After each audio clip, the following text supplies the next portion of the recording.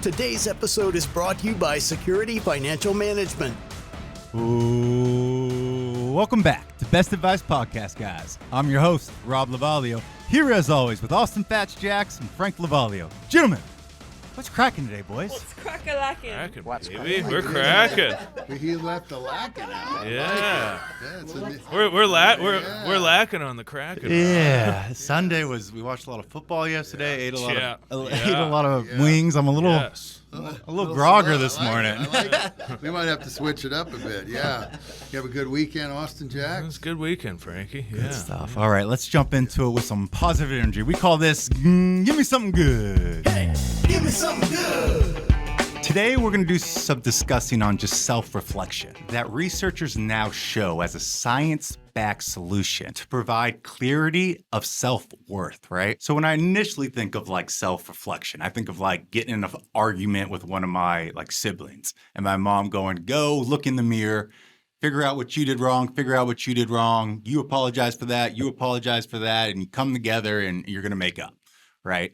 So that's what I think of self-reflection when I think about it. And the real definition is so much deeper. The real definition is looking within yourself with the goal to understanding who you are.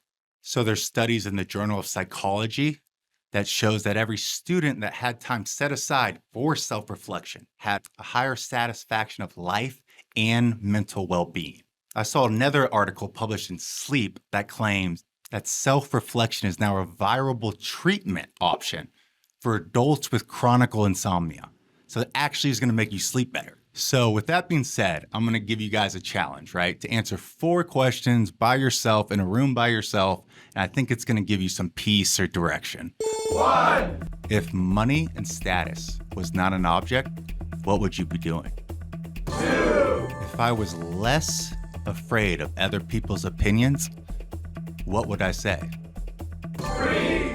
What emotions am I hiding from myself because I'm not ready to feel them yet? 4. What exactly is my definition of success if money is no longer in the equation? And I'm going to leave it at that. I challenge you guys to set aside 30 minutes and really just try to answer those questions for yourself. I think you'll find some peace. And that's my Give Me Something Good. All right, let's get to the question of today. Today's question comes from Christy from Orlando. We got a girl, guys. We haven't had a girl in a while. Excellent. Christy, what you got for us? You want to say something?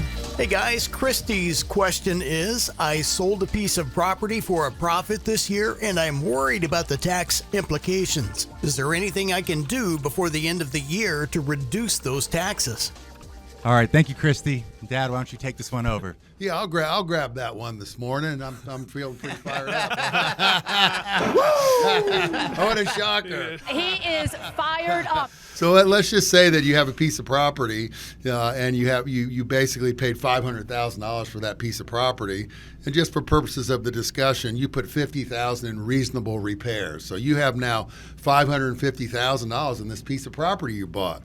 Let's keep it simple. You sell it for $650,000. In that example, you have a $100,000 gain. So per the caller's question, one of the things you can do is what they call tax harvesting. Just like you harvest wheat in a field. My wife's from Springfield, Illinois, and the first time I went there, it was all cornfields, and I'm like, where did you live? So it makes me think of harvesting wheat and corn. Right, Austin? Makes sense. So now you get to harvest against any losses. So let's just make it real simple. Let's just say you bought a basket of stocks. This year probably wouldn't apply, but it all depends on when you bought the security. For purposes of this discussion, let's just say you have a basket of stocks. We'll call it Microsoft, Apple, Procter & Gamble, all the popular stuff, IBM. Let's just say, for example, that basket of stocks lost $50,000 from when you purchased it.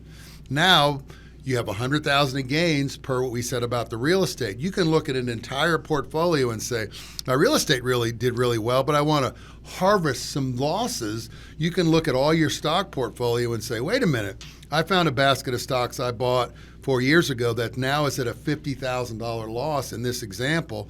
Now you got this gain that you realize because you sold it for $100,000, and we've identified $50,000 of losses. Now instead of playing capital gains, normally it's about 20%, depending on your tax bracket. But the more money you make, it can be 15%. But let's just say it's 20% for purposes of this conversation, which is most of the time. 20% now, instead of paying 20% on $100,000, which would be $20,000 of taxes.